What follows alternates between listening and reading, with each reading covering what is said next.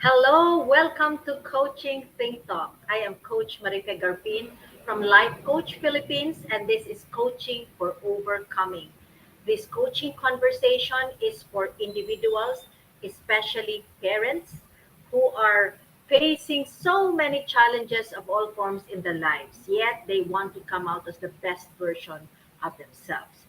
My mission is to empower every parent to be mentally fit so that they can win the fight for mental wellness in their own homes. So, thank you for joining me live today, and please leave your digital footprints by letting us know where you're coming from today.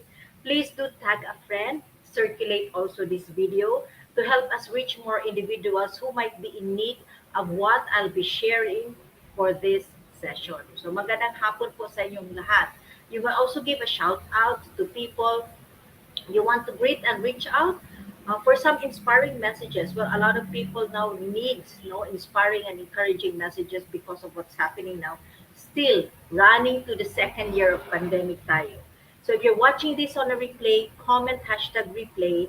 And I am streaming via FB page of Life Coach Philippines and YouTube channel Coach AI Connect. If you are new to our platform, please like, follow, and subscribe. Okay, so alam ko we're just fresh from lunch, no? And many of us are probably, antok-antok pa din tayo niyan, no? So grab your tea, grab your coffee, grab your drinks, no? And just tune in, no? We're going to be having a very exciting topic of FOMO. This is the fear of missing out. Okay, so hi Emily, thank you for joining me. So Emily is from Tacloban. So thank you so much for tuning in. Okay, so I am to introduce myself further. I am Coach Marife Garfin, and I'm a certified co-actively co-create life coach.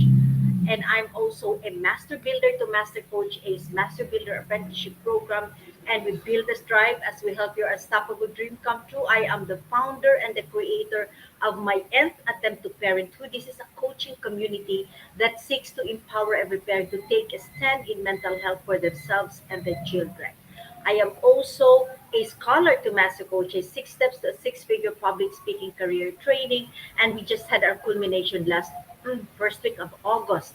Okay, so it was such an exciting culmination, and we're still continuing with a 5-minute talk challenge. So tune in every Tuesday at 7 p.m. We have like really 5 to 6 speakers who will speak to you in 5 minutes. No, just like really a wonderful challenge to level up someone who is wanting to become a public speaker.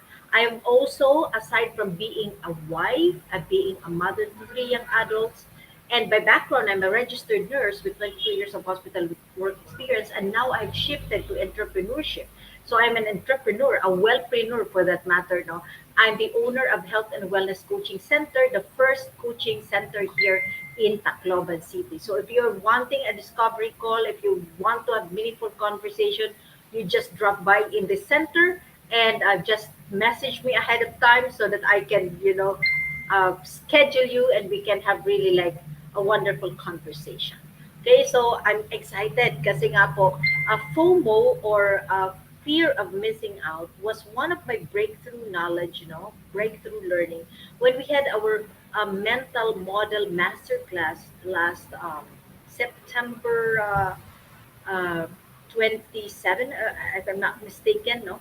And it was one thing that I was able to connect and resonate. And I believe many people nowadays, because of the digital era, dahil ngayon no, sa panahon nito, we are more usually the social media. Marami pong tao ang nakaka-relate dito.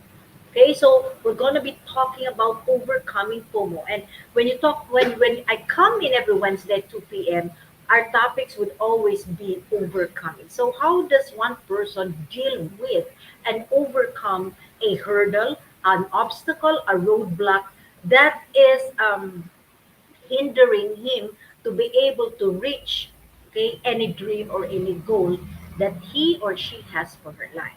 So this particular afternoon, we're going to be focusing on overcoming FOMO or the fear of missing out. And I want you to center yourself, give yourself the permission to really focus. And if there's anything that you feel kind of resonated and connected with sa sinasabi ko, no, something like an aha moment, an eureka moment, you get that phrase, type in and put it in your timeline, because when you do that, you gain a much more deeper understanding of what you have heard or what you have learned. It is called the explanation mental model. So pag tina-type in niyo po, the more that you're reflecting, the more na nanunuot, kumbaga sa ano sa gamot, no, nanunuot sa brain cells mo, you're creating new neural pathways, new ways of learning, new ways of thinking. And so mas naalala mo siya at mas nalilearn mo. And when you type it in the chat box at sinishare mo, you become also a blessing to someone who might be needing such input and such insight and such learning. Okay, so focus on that. Get your hashtag pack my bag. Okay, so questions before I proceed now. Hello, Coach Nords. Thank you for joining me. And exciting. I think Coach Nords had the topic also of FOMO. So, what experiences you do not want to miss out? I'm pretty sure growing up, no, may mga bagay talaga tayo like when we look at people na umalis, like ako before, no, yung auntie ko umalis, sinama yung mga pinsan ko, at hindi ako sinama. I just kind of feel so bad about it, no, na bakit hindi ako kasama? Or even with your child, if you're a mom, no, yung isa sinama mo, yung isa hindi. It's not, hindi maganda yung pakiramdam ng anak mo. 'Di ba? So, what experiences or experience you do not want to miss out? Ano yung mga bagay, mga activities probably in your group, in your family, you do not want to miss out? And how do you feel when you miss it out? Ano yung pakiramdam na hindi ka nakasali doon, na hindi mo siya na-experience? 'Di ba? So it's kind of 'di ba, exciting. So I've had experiences before, no, yung sa reunion ng high school, no. Like everybody of us are so excited to gather together, and then all of a sudden hindi na invite yung isa kong kasama, isang kabatch ko. So ang nangyari, merong heartache, bakit hindi ako naimbita? Bakit ganon? So merong mga heartaches, merong mga unresolved baggages, no, bakit ganon? Bakit hindi siya naisama? So yun yung isang mga bagay na it is not only confined to people who are educated or to people uh, who are not learned, yung hindi educated, no, but FOMO or fear of missing out can happen to anyone of all ages. Okay, so kahit wala ito sa social status or economic status. Okay, so let's proceed. So what is FOMO? FOMO is a feeling of anxiety. In fact, it is oftentimes called as one of the social anxiety, or it is an insecurity over the possibility of missing out on something as an event or an opportunity. So dictionary.com define this, no. Na you feel insecure, you have the anxiety, bakit hindi ka nasama at na-miss mo yung event na yun, opportunity. It is also defined by Elizabeth Scott, Scott, no, that the fear of missing out refers to the feeling of perceptions that others are having fun, living better lives, or experiencing better things than you are.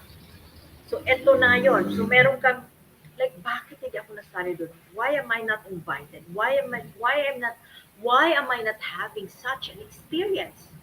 Okay, so this is the fear of missing, the feeling, the perception, no?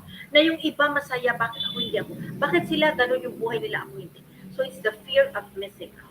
Okay, so can anybody relate, no? Can you give me a thumbs up? Makarelate na po kayo. Okay, so if you are watching this on replay, if you're gonna watch this on a replay or on a replay, comment. Just speak your thoughts about it. This is a very, very, uh, like, uh, how do you call it, napapanahon, a very timely, you call it a timely uh, topic to really uh, confront and deal with. Okay, so what are the some facts about FOMO or fear of missing out? Well, it has been known that a FOMO has existed long time ago. I mean, this type of anxiety or emotion or feeling, no, of being left out existed in the ancient days. Noon pa po ito, hindi lang ito bago ngayon, no? But the term was coined, the FOMO term was coined by Dr. Dan Herman. He is a marketing strategist in 1996. So recently lang. Okay, so recently lang sa akin yung 1996, no? So recently lang na-coin siya na FOMO. But the the how do you call it, the feeling or the fear of missing out is not new. It's an ancient time concept or experience. Ngayon lang siya pinangalanan ng FOMO, but it has existed long time ago. Now, why is it na ngayon lang siya masyadong sikat, no, or masyado ngayon napangalanan siya? Because of the advent of social media. Advent of social media.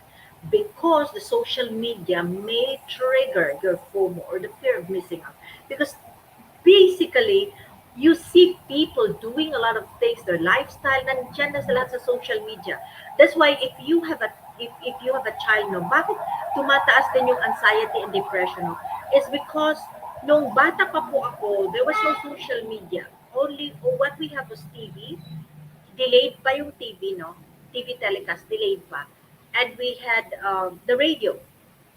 I think it was already in college, when I was in college in the early part of 90s and later part of 90s, meron na pong pager. Okay, but basically noon wala po. So whenever there's a struggle, I never know what's happening in the home or in the lives of my classmates. So I have no comparison. I can't compare with a person. But right now, because of social media, mas nag-boom yung FOMO. And this is one thing that every parent needs to understand, no, that you need to really like have a full connection with your children because they are able to see and they're able to compare themselves with other people because meron na pong social media. And because now in the virtual world, kailangan naman talaga nila yung social media because that's the medium that they're using in terms of studying, no? So, another thing is studies found out that FOMO affects all ages. Kasama lahat, no? Hindi pwedeng yung matanda lang, yung bata lang, hindi. And I do remember my aunt. I have a very active non-retired aunt, no? And my aunt would always be like, sasabihin niya, napunta ka na ba doon? Napunta ka na ba doon? We met 2 days ago. Sabi niya sa akin, napuntahan mo na yung ganito, ganito. Sabi ko, oy, auntie, ba't alam na alam mo yan? Hindi ko pa napuntahan yan. Sabi, nandun sa social media kasi nakikita. Okay? So, pinuntahan kasi nila, pinuntahan ko din. So, it doesn't actually affect only children or teenagers or even us, even me at my age, yung in my 50s, no, it can still affect. Research also found out that social media and problematic smartphone usage was linked with a greater experience of FOMO. Kasi kapag hindi umaandar, pangit yung phone mo, hindi maganda yung signal, okay, it becomes like I'm missing out something kasi hindi ko na-receive yung message, hindi ko makita, hindi na-enhance, blur sa akin yung image nung ginawa ni ano, ganyan-ganyan. Okay? So it much more add to the FOMO. Okay? Another thing is FOMO is associated with a lower sense of having one's needs met and lower life satisfaction in general. Okay, so there is an association already. The fear of missing out is associated with a lower sense of needs met. Ibig sabihin, because I feel I'm missing out, feeling ko yung buhay ko is not as satisfying as other people. And there are things that I want in my life na hindi nami-meet. Mga needs na hindi nami-meet because I'm seeing it in other people. So parang I'm missing out on something. Bakit hindi ko na-experience o na-experience ng iba? Okay? So, yun yung some facts of the impact of FOMO. Now, what is the effect, really, the manifestation of FOMO, no? What is the manifestation of FOMO over the person? When a person is suffering from FOMO or the fear of missing out, no, na, so which is really like a, a sinabi siya, categorized siya as a social anxiety. No? What are the manifestation? According to Economic Times and in the Times platform, a FOMO may lead to extreme dissatisfaction and has an effect on your physical and mental health. So may effect siya. May effect siya sa ating katawan, physically, and even in our mental health. Because when you're experiencing the fear of missing out, you may have mood swings. Kasi nga, bakit ganun? Bakit sila? Bakit nandun sila? Bakit hindi kami nagta-travel? Sila nandun. Okay? And as I've said, hindi to limited because like for me, pag maganda dun, punta tayo. Okay? Loneliness can set in to a person, feeling of inferiority. Imagine you kind of feel na you are less valuable, you're less important, okay, than the other person. Reduced self-esteem. The way you look at yourself, the way you value yourself, it is decline. Okay, so ganon yung impact niya. And if you're a parent listening to me right now, no, it's very important that you take note of this because we never know if our children, when I was prepping this talk, I was kind of thinking of my children. No? I was thinking of my children. Ano kayo, and I intend to really have a conversation with them regarding this uh, phenomena of fear of missing out, no? Because it can reduce self-esteem, it can cause extreme social anxiety. Imagine na yung iba hindi ako lalabas kasi yung damit ko hindi katulad ng damit ni ano. Hindi ako pupunta doon kasi I don't have this. Yung classmate ko may ganyan. Okay, like bakit hindi ako sinama doon? Why do I miss it? Why am I missing? Why am I not being invited? Maybe because I'm not as beautiful as they are. I'm not as rich as they are. I'm not as talented as they are. It could happen that way. And increased levels of negativity and depression. Okay?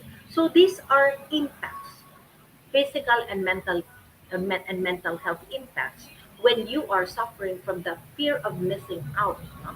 Now, if you're a parent also, because as I've said, FOMO affects no, all ages.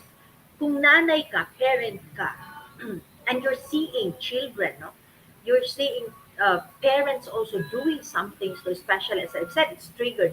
The FOMO was really lifted up, lang ni-level high siya ng social media. If you're seeing that, and you're not also being invited, remember how you are in the inside. And you're a parent and you're a mom. So how would you conduct yourself when you are in your own home? Di ba you find kind of irritable? When your self-esteem is reduced, when you feel like insecure and you're a parent, what can you give to your children? Because we have to remember that we share from an overflow. And if we have this, we're feeling that with the fear of missing out, you develop, you might develop this physical and mental health manifestation. And you have to really be mindful how it is affecting you as a parent and when you do your parenting. So this is not a simple, actually, no, if you kind of look at it, parang chill-chill lang siya na tabi, but it's not. It has a great impact, especially if it's going to affect a boss, someone who's taking care of an organization of people, managing people, how will it impact if it is affecting a parent? And how will it impact if it's affecting a government official? Diba? So it's not that simple. The effect might be really so deep and maybe impacting deeper na people if hindi natin siya na-address. If we're not really aware that we are suffering from FOMO. Okay? So that's the very reason, excuse me, that's the very reason why I came into really sharing this afternoon FOMO because we might shrug it off as just something like, oh, there's a fear of missing out, but it has really an impact to an individual. And it definitely, if it has an impact to an individual, it will also impact the way that individual conduct his or her business, the way he or she would act in a relationship.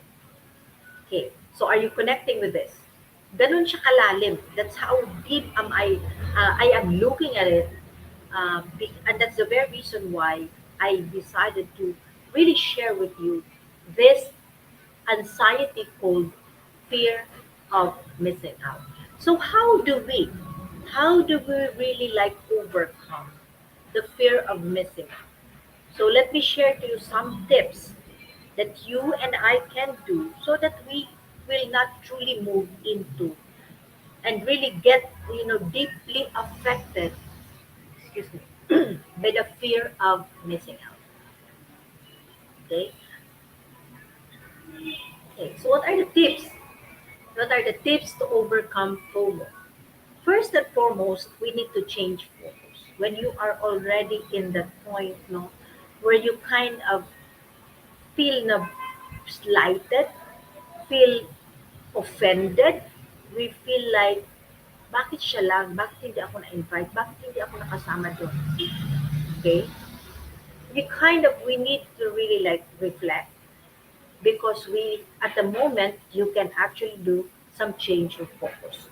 And Tony Robbins says your life is controlled by what you focus on. So excuse me muna. I'll drink a bit of water.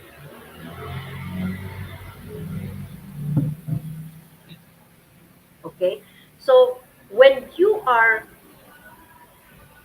really looking into other people and you kind of gusto mong bantayan para para because you have that fear of missing out, you want to really like you feel bad about it no na hindi ka nakasama, bakit hindi mo nalaman yun, bakit hindi mo alam yun, no? So that is actually like controlling you. It's controlling you. You don't become the best version of you because you kind of feel insecure, na-reduce na yung self-esteem mo and all those things. So, when you are into that, you need to shift your focus, change the focus, because uh, you will be controlled by it. You can always be controlled. The fear of missing out can control you to the point wherein you cannot do anything anymore kasi nagbabantay ka na lang because you don't want to miss anything. Okay? Hello, Coach Glacy. Thank you for joining me. Another one is have a journal to write. Have a journal to write. When you're able to, as I've said, hindi mo naman ito, like, it doesn't happen just to anyone. It might happen to you. And if you kind of experience it, get a journal, have a journal, magsulat po tayo, pour out all our emotions. Because self-expression is a healthy act. So pag nailabas mo, na-express mo, naiibsan, okay, naiibsan, or your fear of missing out, that anxiety will be lessened. So madahan na kasi na-express mo siya. Because the more that you don't express it, the more that you'll overthink about it, and the more that it will disempower you, the more it will really cage you and will affect you. So that you can no longer be productive. Ayaw mong puntahan yon kasi nga nainis ka kasi you kind of fear, natakot ka kasi nga hindi ka na isama doon. So ayaw, gusto mo nang tingnan talaga, bantayan, ano yung mga nangyayari ngayon. Okay? So, have a journal, pour out your emotions. So, because when you're writing down, you're able to reflect and you're able to hear yourself. And in one way or the other, you get a sense of insight and reflection. Na parang hindi na ito. Parang it's not, is it helping me? It's serving. Or is it serving me well or not? So have a journal uh, to write on so that you can express yourself. Okay. The third is get into real connections. So, a lot of us are in the social media. So, diyan lang tayo, di ba? Kasi natakot tayo ngayon sa pandemic. So, we hinahirapan tayo, we're limited really of going out and, and being with other people. But really getting into real connection. And when I talk about connection, hindi ito yung chill-chill lang. It's really like having conversation that truly is helping you, building you up and empowering you. Connecting helps regulate your emotions and will improve your self-esteem.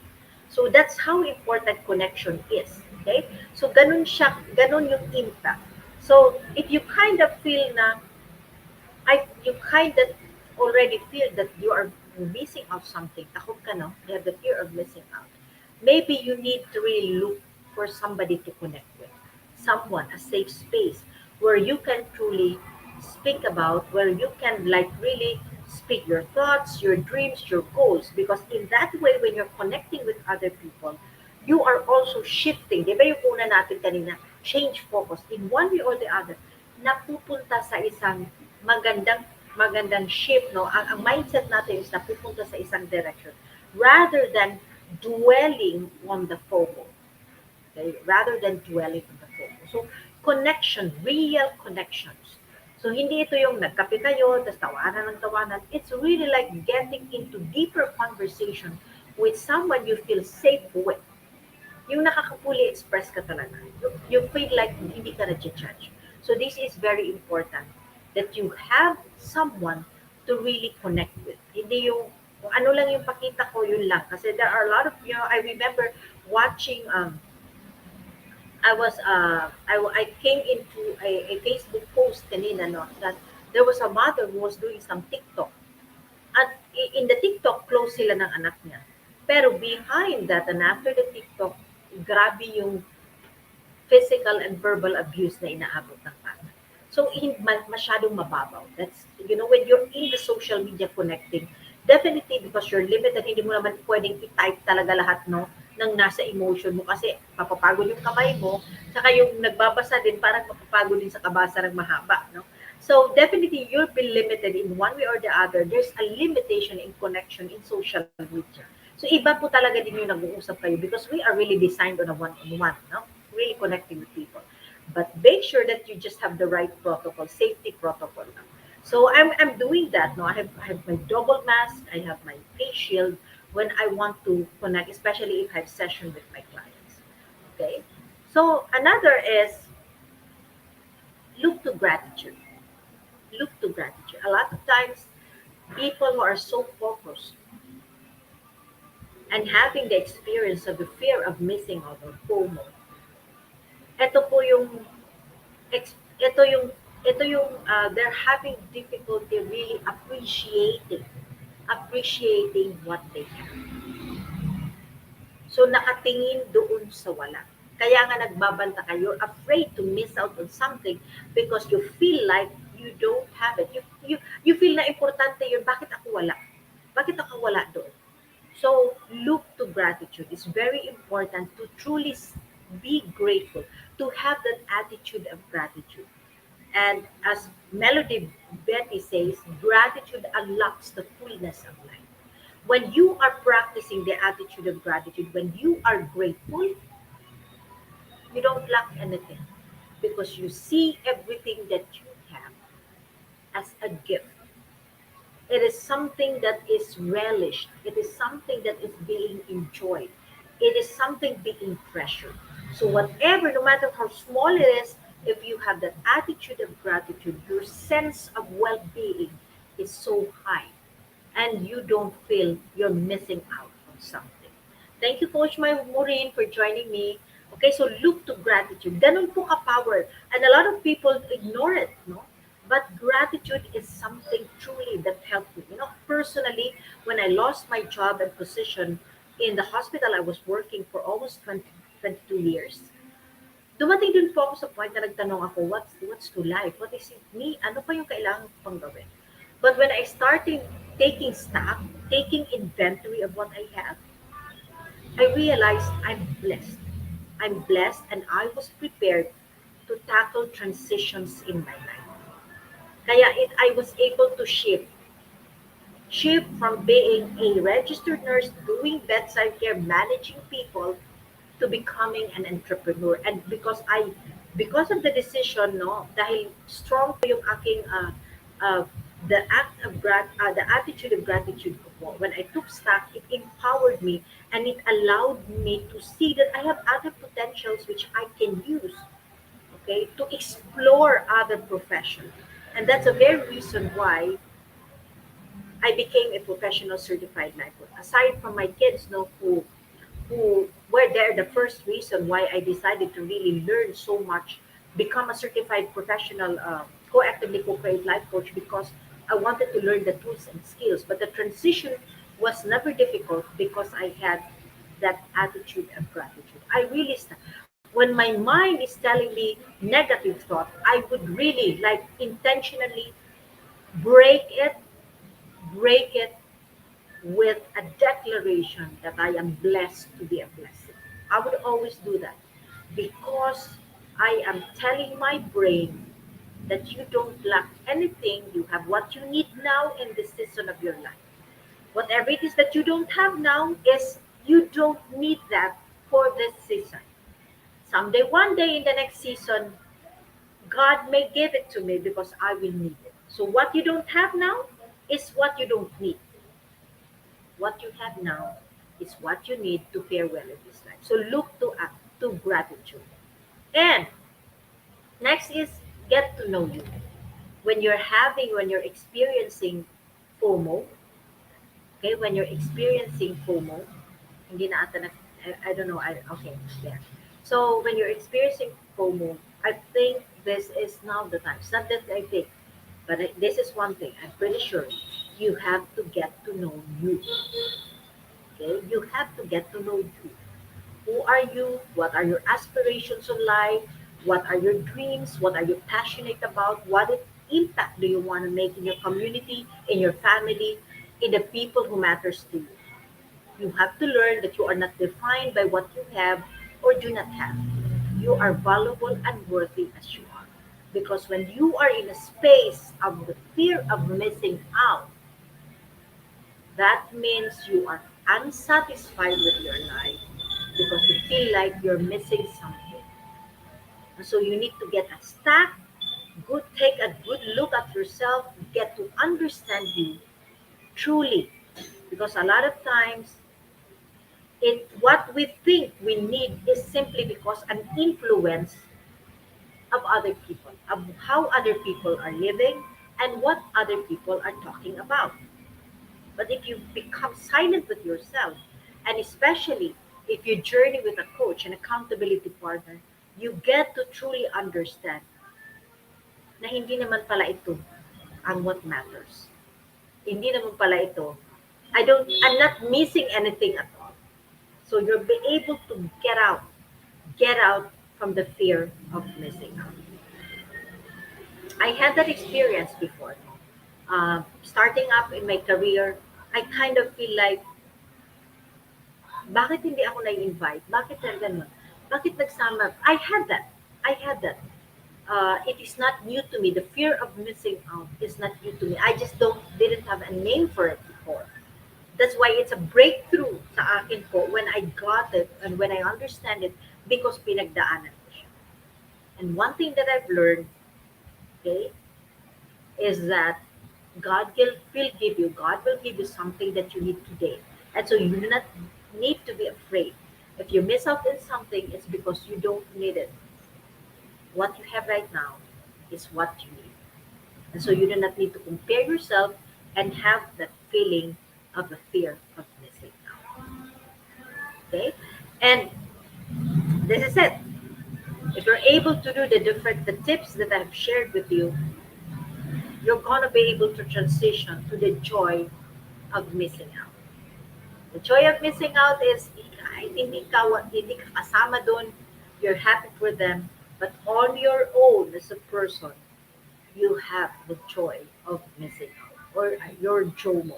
So when I started really like focusing on my passion, focusing in what I really want for myself and what desire and dreams, when I started seeking what God really wants me to do, what passion do I take in, how do I impact the world, how do I help my kids, doon po na-change yung focus ko. I realized that I started to have in the joy of missing out. Because the joy of missing out brought me so much more than the things I thought I was missing out. So I became a mental model collector. I'm learning, like really high caliber learning of the different mental models that are, you know, mental models of this successful business people like Warren Buffett, Elon Musk, and I feel good about it that I'm learning this. I'm able to spend time with my children, spend time with my family. I'm able to say no because I'm going to be spending time with my family. I'm able to my practice as a professional life coach. I'm able to do activities that matters to a lot of people who matters to me, and I matter to them. I'm able to help facilitate transformation in their lives. Okay, I'm able to connect. I conduct classes, I attend classes, and this is the fruit of overcoming the fear of missing out. Currently, I am now in the joy of missing out. So, how about you? How about you? Have you ever experienced FOMO or the fear of missing out? How much would you like? How would you like to experience the joy of missing out or joy? If you want deeper conversation with that, just connect with me. Let's have a conversation. Okay?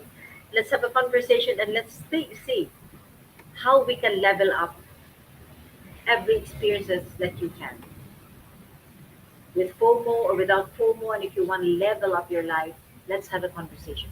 Connect with me and message me so that we can start the journey of a beautiful transformation to the person you are designed to be. So thank you so much for joining me. Okay, so let me just invite each and every one of you. I'm conducting this journey to courageous living. This is a program. If you kind of feel like you have mental health challenges, hindi po ibig sabihin ito. Again, this is different no from mental illness. Please, mental health challenges can be to anyone, especially now in this pandemic. Paano tayo, the fear, even the fear of getting the virus is a mental health challenge po. So if you are in this point where you kind of feel you have mental health challenges and you want to journey courageously in spite of what is happening, message me. There are 6 modules, wonderful, beautiful 6 modules that will really level you up. So connect with me. Let's journey together to this program, Journey to Courageous Living, and let's see how beautiful you're going to really emerge from this pandemic. Another is, if you are wanting to really enhance your confidence and you want to level up, know yourself, become the best version of who you are, no, and especially if you're someone na na-experience mo palagi may nagsabi hindi mo kaya yan, hindi mo kaya yan, this would be the best program for you. Permission granted, because it will really like enhance and level up your confidence. So confidence means you're not making mistakes, you're not getting any failures, but rather it's you being able to get up and saying, I can do this. And when the voice says you can't do this, you can shut it off and say, no, I'm gonna do this. I am doing this. So join me. Okay, message me if you are interested with this program. Let's have a conversation. I might be opening a class for this one soon. No, so with 5 to 10 people in it. So permission granted. Message me if you're interested so that I can list you down as one of the students. Or if you want, to really like have privacy, I can do this on a one-on-one basis. So just connect with me at 09957398460. Okay? And if you, as I end this conversation, let me invite you to be part of what we're doing as an organization of professional certified life coaches. If you are not yet part of a smart holder of learning e-card and you're still missing the perks that we're enjoying today, kanina na-mention ko yung mental model masterclass. Today is the best time to take action. Connect with Coach Rizal at 0917-586-1661 to join the Be Learning Society, which is the 10th maker of our Be Learning homes for mental fitness. So when you join this, is actually for a cost to. Para po dito sa aming ginagawang aspiration namin na Be Learning homes. This is really like promoting people to be at the optimum mental fitness. So enjoy the 5% food and beverage discount from Decaf Coffee Republic and get full access to Mental Model Masterclass by Master Coach A, happening every fourth Saturday of the month. So once a month lang po ito. So I'm pretty sure if you want to level up and if you want to learn, you're gonna make time. You're gonna make time because sabi nga ni Dr. Herman, no, minsan lang. I have a friend, no, who is one with me, who is together with me in learning, no, dito sa Be Learning Society, and it's really like sabi niya, it was really a beautiful experience, and I challenge each and every one of you. If you're not part of this yet, sit with a class. Sit with us. It's a class, so hindi ka pong nakaspotlight sa inyo. Okay, so sit with us, be part, and learn, level up your learning, and I'm pretty sure you're also going to level up in everything that you're going to do. Okay, so plus you get a 90-minute, if you get this card, you get a 5% discount on food and beverage when you order in Decaf Coffee Republic. You get also a 90-minute free coaching sessions. So libre na siya. So nakamura ka na niyan. And definitely you get to sit in the Mental Model Masterclass given by Master Coach A. Okay, so I'm excited. If you're a leader, if you're leading a team, you're a manager, or Okay, this is we don't miss this one. I am excited for this.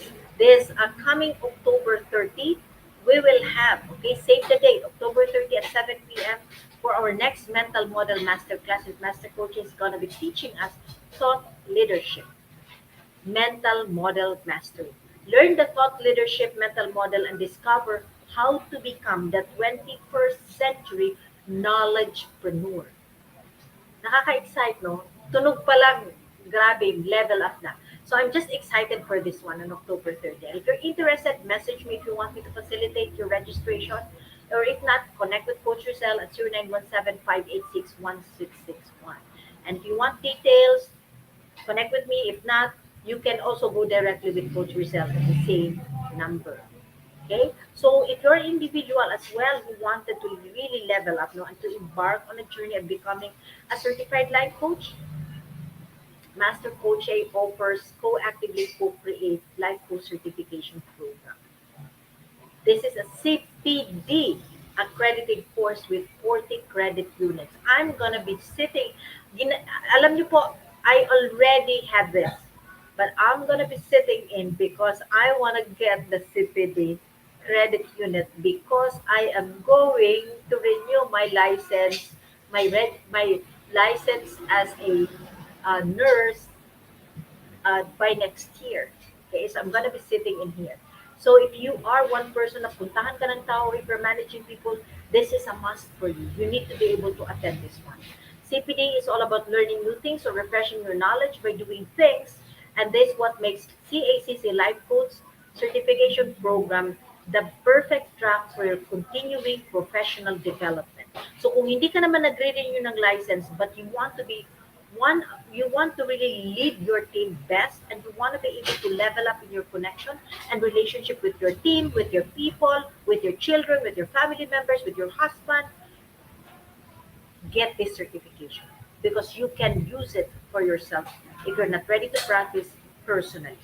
Life coaching is a 21st century learning experience that is empowering professionals to enhance their skills in multiple domains and thereby increasing their relevance in increasing complex workplace. Tumataas na po. The workplace is becoming complex. May pandemic, may new changes in technology. But if you are a certified professional CACC life coach, I tell you, you will be able to move through it because you will truly embrace and you will truly be empowered by the process of life coaching. Okay, so the CACC course includes 21 web-based learning, 3-day live coaching bootcamp with Master Coach A, and a 3-day live business bootcamp with senior coach and coaching team. So hindi ka papabayaan. If you want to you want to practice it, then they will teach you. Okay, the senior coaches will teach you how to jumpstart your practice. The program package also comes with other bonuses, so connect with Coach Rizal through 0917-586-1661 to discover the opportunities waiting for you in this profession. So do join us once again this afternoon at 4 p.m. with Coach Maureen. No, sorry, with Coach um, Seibel, with Coach Seibel for Grateful Journey. Grateful Journey. So at 4 p.m. po ito, this afternoon. So fill yourself, fill your digital space with wonderful learning that will empower you and will help you to become the best version of who you are. So tune in every 10 a.m., 2 p.m., and 4 p.m. And this afternoon, we're gonna be having Grateful Journey by Coach Saibel Avance. So once again, this is Coach Marife Garfin from Life Coach Philippines for Coaching Think Talk. Coaches like us think and talk like this. This is us in the Philippines. Love, bomb, boom. Love, bomb, boom. Love, bomb, boom. God bless everyone. Thank you for joining me.